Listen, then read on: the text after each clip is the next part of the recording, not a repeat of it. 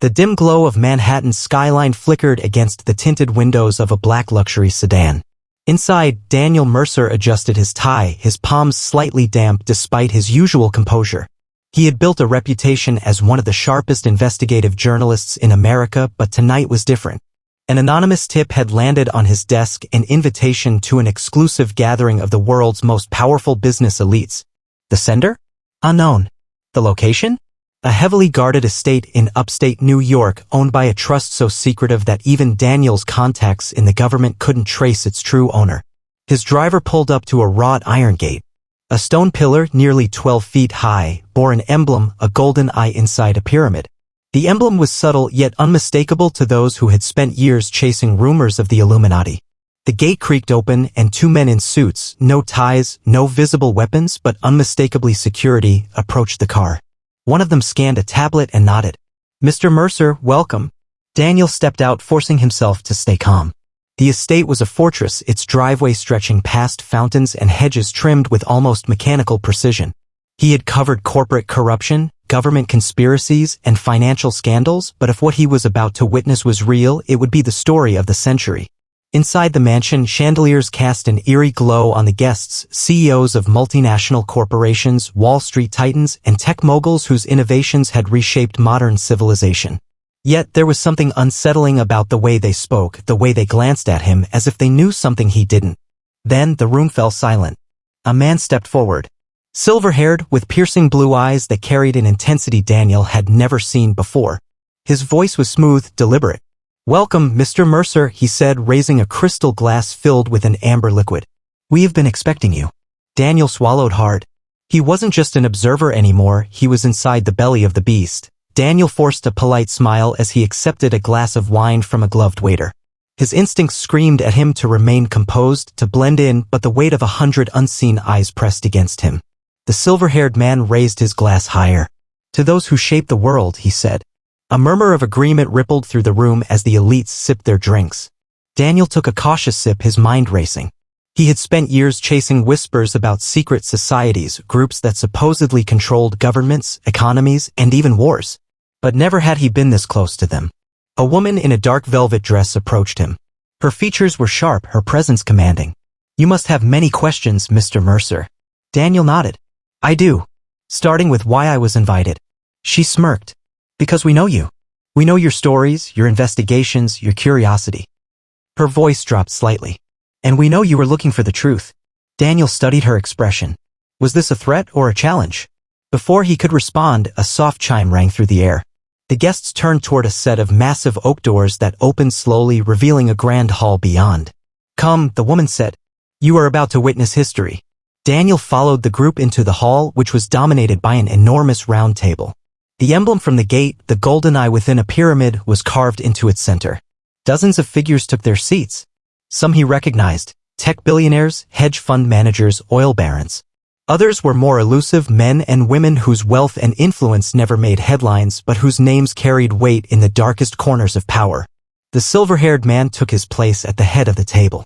"The world believes in democracy. In free markets. In competition." He let the words hang in the air. "But we understand the truth?" A murmur of agreement swept the table. Daniel leaned in, gripping his chair. "There is no democracy," the man continued. "No free market. There is only the illusion of choice. We own the banks, the media, the industries. We allow leaders to rise and we decide when they fall. We do not react to events, we create them." Daniel felt his pulse quicken. This was beyond anything he had imagined. "You are here," the man said, his gaze locking onto Daniel, "because we believe you are ready." Daniel frowned. "Ready for what?" The woman beside him leaned closer. "To decide."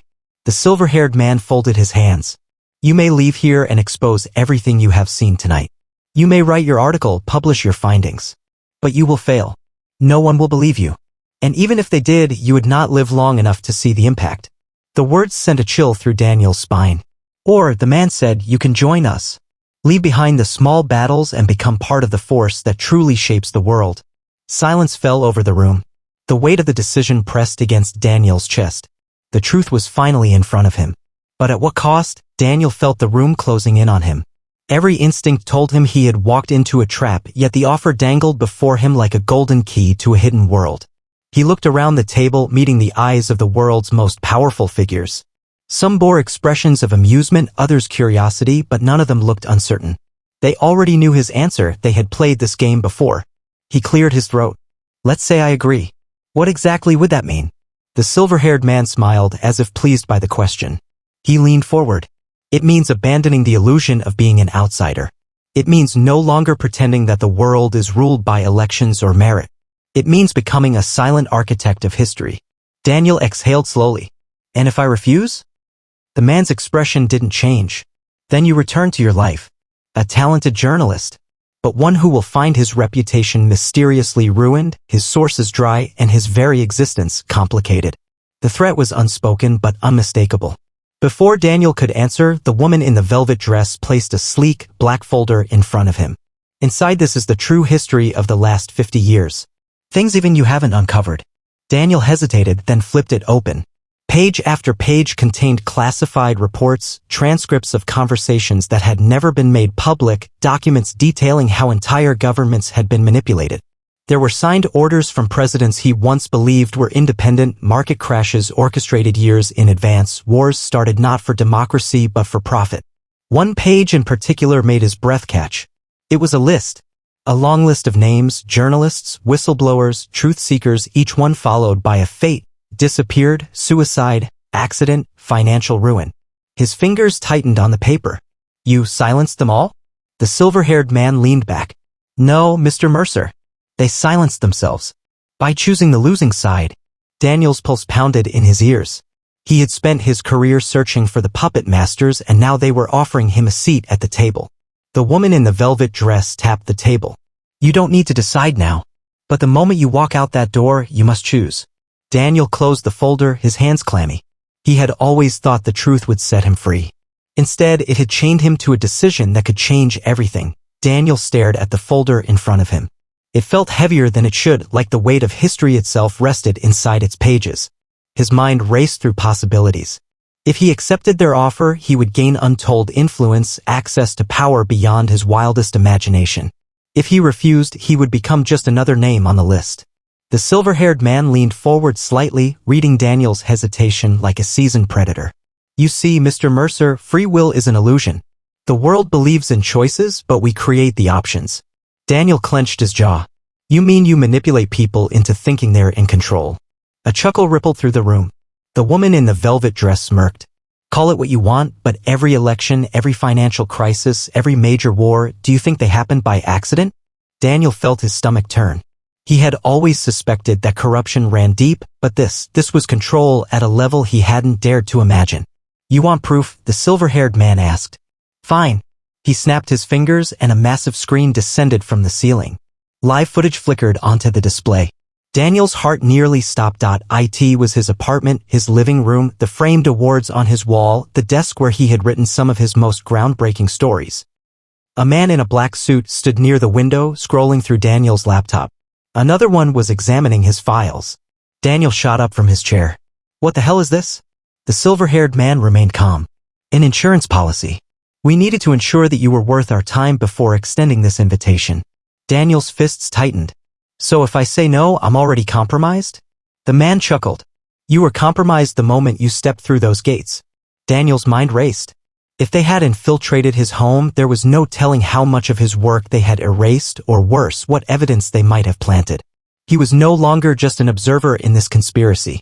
He was part of it whether he wanted to be or not. The woman in the velvet dress leaned closer, her voice softer now, almost comforting. You're thinking about exposure, aren't you?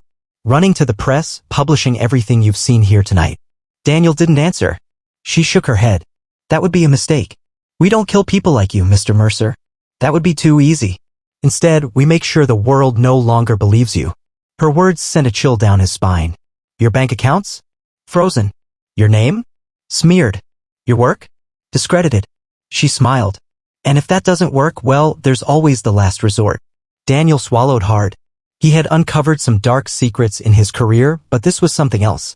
This was control at a level he couldn't fight. The silver-haired man gestured toward the folder. You're at a crossroads, Mr. Mercer. Step into the light and become part of something greater. Or walk away and watch as your world collapses around you. The room fell silent. Daniel knew he had only moments to decide. His entire life had been about seeking the truth. But now the truth had found him. And it demanded a price. Daniel's hands trembled as he closed the folder. The truth was more terrifying than he had ever imagined, not just because of the power these people wielded, but because of how seamlessly they controlled the world without anyone suspecting. He took a deep breath and looked up at the silver-haired man. What if I walk away?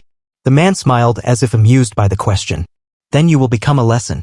Daniel's mind flashed through the implications. His work erased. His name dragged through the mud. His bank accounts frozen. And if that didn't stop him? The last resort. He had always believed that knowledge was power. But standing here, surrounded by the world's true rulers, he realized knowledge was only power if you could use it. And they had ensured he never could. The woman in the velvet dress leaned in. Think carefully, Daniel. This isn't about right or wrong. It's about survival. The room waited. For a moment, the world seemed to pause. Daniel thought about the stories he had written. The people he had exposed. He had fought so hard to reveal corruption, believing that the truth mattered. But what if the truth didn't matter? What if it was only another weapon, one that these elites had already mastered? His fingers tapped the black folder. If he joined them, he would have access to power beyond anything he had imagined. He could shape the world from the shadows. No longer an observer, but an architect of history. But at what cost? Finally, he exhaled and leaned back in his chair. I need time to think. The silver-haired man chuckled. Of course. But understand this, you don't have much time. Daniel glanced at the screen where his apartment was still being searched. His every move was being watched, calculated. He had entered this mansion as a journalist seeking the truth. He was leaving as a man who now knew too much. As the meeting ended, the guests returned to their conversations, sipping their expensive drinks, laughing as if they hadn't just discussed the fate of the world. The silver-haired man gave him a final glance. Welcome to the real world, Mr. Mercer. Daniel walked out of the estate, stepping into the cool night air. The black sedan was waiting for him. He had been given a choice. But deep down he knew the truth. There was no choice. Only control.